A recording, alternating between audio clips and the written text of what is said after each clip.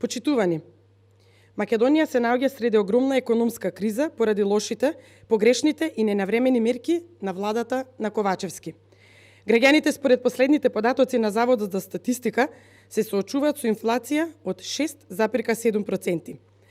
Ваквата инфлација ја јаде и надминува годишната стапка на просечната плата, што значи дека стандардот на граѓаните не само што не расте, туку и опаѓа. Граѓаните се соочуваат со поскапени производи и трошоци на живот. Горивата за краток период порасна за околу 70%, електричната енергија за 30%, а основните намирници – масло, леб и млеко – во просек се поскапени за 30%.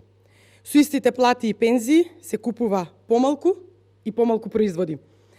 Владата треба итно да преземе мерки за справување со ваквата состојба, особено ако се земе предвид актуелната геополитичка состојба, која и тоа како ќе влијае врз енергенсите.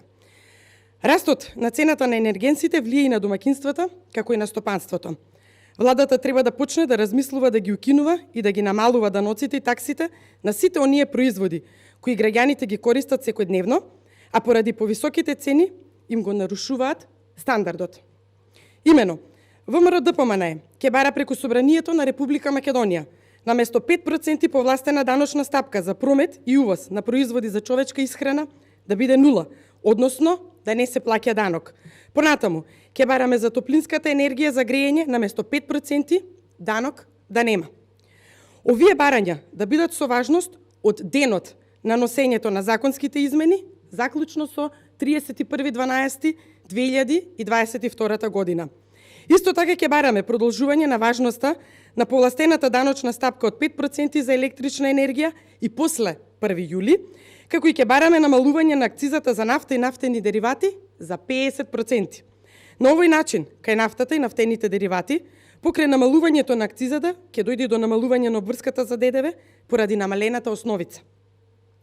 Дополнително, власта пред неколку дена одби да бидат намалени царинските тарифи за производите во прехранбената индустрија, предлог кој го дадоа пратениците на ВМРО ДПМНЕ. Со ваквата мерка се очекува да се намали конечната цена на чинење на прехранбените производи, на кои во најголем дел се троши семејниот буџет. Владата треба да ја преиспита оваа одлука и веќе ако се работи за суета, нека ја предложи истата мерка, само и само да се заштеди некој денар од секој семеен буџет. Во услови на енергетска криза, на која не и се гледа крајот, власта треба да почне да работи на зголемување на домашното производство на струја, имајќи предвид дека лани ја завршивме со екстремно ниско ниво на производство кое го дополнувавме со скап увоз. Во оваа насока уште еднаш ја повикуваме владата да ми излезе во пресрет на компаниите и општините кои ни криви ни должни беа ставени во ситуација да плаќаат од 300 до 800% поскапа електрична енергија. Владата на Ковачевски не треба да изигрува аналитичар за геостратешките политики, туку треба да биде практичар и веднаш да почне да действува пред да биде прекасно.